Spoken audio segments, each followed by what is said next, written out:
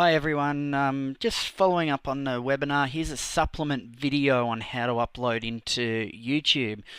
Quite simply, it is fairly easy to do, but what you do need to do, you need to make sure you have an account. That's very, very important. The other thing is all new accounts or any account in YouTube will only allow you to upload 15 minutes. So I want you to be careful. If you want to upload, for instance, my webinar that happened earlier this morning was an hour and 15 minutes. So basic YouTube accounts will only allow up to 15 minutes to be uploaded. Make sure you go to Google and type in YouTube and then type in 15-minute restriction. Should do fine. And what you can do is go to here. See how it's support? It'll be the first one. YouTube 15-minute restriction. And it will actually go in and answer how you can actually increase your limit. So you actually go here, and follow that. So make sure you do that if you are uploading videos longer than 15 minutes. So let's get this sorted. Now I've logged into YouTube. On my desktop, I have the actual webinar that I did this morning. It's an hour and 15 minutes. So let me show you what I do to get the video up, and then I'll leave it up to you guys to work on it. So it is an hour and 15 minutes, so I'm not going to sit there and wait an hour and 15 minutes for the whole thing to upload. So you'll see the end result by the email that will get sent out. So quite simply, the first thing that I actually go and do is come over to the upload button here, and I actually start uploading the video. So, a couple of things that I want you to look at. Public means anyone can find it through search engines and all of that. If you set it as public, anyone can actually see it. If you set it to unlisted, unlisted means that it is open to the public, but it won't do any search or anything like that. So if someone goes in and types in, business instructor or black belt business, and I've got unlisted videos, no one will be able to see that. If they stumble across my YouTube channel, they will not be able to see those videos. You actually have to have the link to send out. I do most of my videos unlisted, apart from my video blog. But any training, I'm probably using client information. I want to keep them unlisted so the client can go in and see it, but no one else can actually find it or come across it. Mind you, if you do send something unlisted to somebody and then they forward that email on, that person they forwarded it to will be able to see it. So just be careful of that. And the last thing is private. Private means that you actually have to add in the person's email address for them to be able to actually see it. So, and if they don't have a YouTube account, more than likely they go and have to create a YouTube account under that email address to be able to see that video. I've tried private before. Personally, I find it fidgety. So I don't know if you guys want to play with that or not, but just see how you go. So for this video, I'm actually going to load it up as public because I'm happy for anyone to actually find this video, listen to it, think it's awesome, and then get to my website. Of course, we're going to select the files to upload. There's a video there and hit open. Now, at this stage, what we can actually do is set all the descriptions and all the tags and all of that. Now, what I do is it's not that I cheat, I just make my life easier. I go and have a look at what other people put on their YouTube channel, and what I'm actually going to do here, you can open up multiple instances of YouTube. I'm going to open up another YouTube channel, and I'm actually going to go and have a look at one of my previous videos. So I do that by coming down here to Video Manager. You can go and choose any of the other videos there. As you can see, I've got a whole heap of private files unlisted. This is for clients setting up their CRM system. I have Monday motivations for clients. I would come down and have a look at my last webinar, and here it is here. So what I actually called it before in the description was Black Belt Business Webinar, Business Discipline, the Key to Business Freedom. So I can come down here and go Info and Settings on this one. And I can easily just take a copy and paste because the information is going to be roughly the same on what I need. So all I'm going to do is just copy that, bring it back into the description, and the better the description about the key topic, the better. I'm going to call this the video intensive, and then creating videos for your business. Now, again, description. This gets picked up via Google from your website.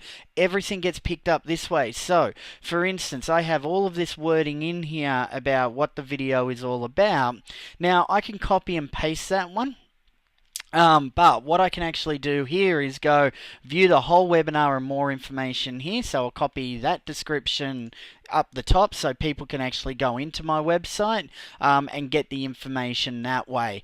Now, honestly, I might change that URL because if I have a look where I'm actually going to put this video, and I haven't done it yet because I don't have the YouTube link to do it, what I'll be doing here with this one is going to my website and go to events. You love my on hold music?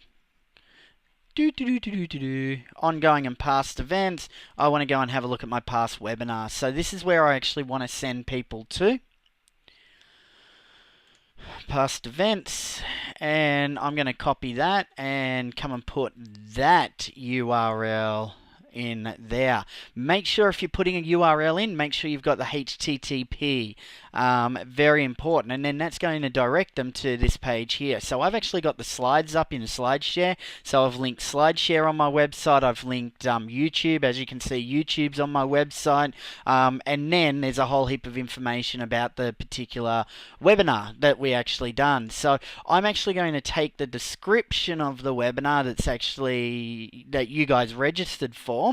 Once it comes up, and video promos, easy to create. I'm just going to take those points there, copy that, and then come down and paste that in here. So now we've got a really good description in there. So that's all about the video promotion.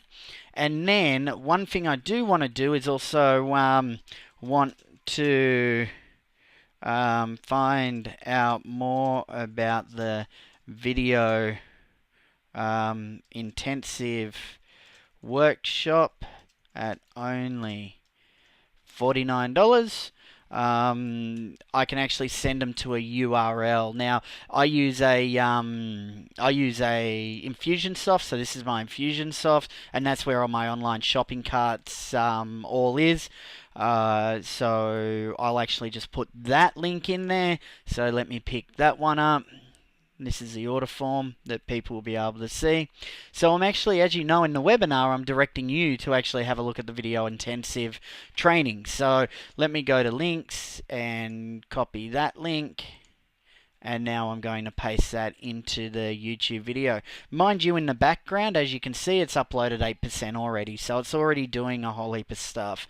Now, tags, again, is actually categorizing what the video is. And if I have a look at all the tags that I normally use business coach, business mentor, business KPIs, time management, because I'm big on time management. So I'm going to copy that and paste them into there. And then I will actually I'll have another one called business videos, performance measures. Yeah, I just put a whole heap of tags in there, and it can suggest some tags in here. And then once the video is uploaded and processed, I'm actually able to change the thumbnail. That's the thumbnail that you'll actually see. As you can see up here, you can actually change the thumbnails to be whatever you want. I use this thumbnail here as the main screen, so I'll choose that thumbnail later on.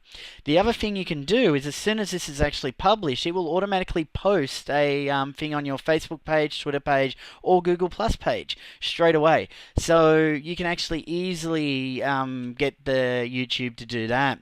Now, you can't move away from this screen, but over here we'll show you that the video will be live at this address. So that's the YouTube code. You can't get the share and embedded options until the video is actually done, but you do have advanced settings. So do you want to allow people to comment on this video? What category do you want to put it under? I always put my stuff under education. You can type in the recording date, when it was actually recorded. Is it a 3D video? So you could actually add 3D stuff. Do you want to allow embedding? So do you want to allow people to be able to embed this themselves onto the site? Do you want age restrictions? And and the standard YouTube license, and you can actually add captions if you're in America, etc., etc. So long and short of it is that has set up and enabled your video. So as soon as that's finished, you'll normally get an email to say, hey, congratulations, your video is now ready. I normally go back into that, get the embedded code, and off you go from there. Now, one thing I will pick up, if you do have a look at some of my past webinars, I use another program in the background to track email addresses, so I'm building my database, and what you can do is use something called Lead Player. It's only $199 for the year, so that's leadplayer.net. And what it will do is when someone goes to replay the video, the first thing it will actually ask for is an email address. So once it comes up, as you know, I'm uploading stuff and doing stuff on the net at the moment. Waiting. Okay, so now it's asking for a name and email address to actually replay the webinar. So that makes me sure that I know all the people are actually watching the webinar as they need to watch the webinar, plus it builds my database if someone comes in. As you guys know, you put a lot of effort into what you do, so the least someone can do is actually give up their email address to enable you to be able to promote your products or sales, or be able to discuss with the people and go from there. So guys, I mentioned to you I do have that the course, the $49 course, so if you are interested, that's just, I'm already logged into the course as it is here, but you're more than welcome to get that. That's $49, and you'll be able to pick up the link from the actual past events page once I email it out. So hopefully that that worked for you guys. I'm going to click on publish, and that will actually save all those settings that I've done now, and then as soon as it actually finishes uploading, it will effectively publish straight away, and people will be able to go get access to it. So that's it for me, and if you have any questions whatsoever, please don't hesitate to let us know. Alright, have a great day.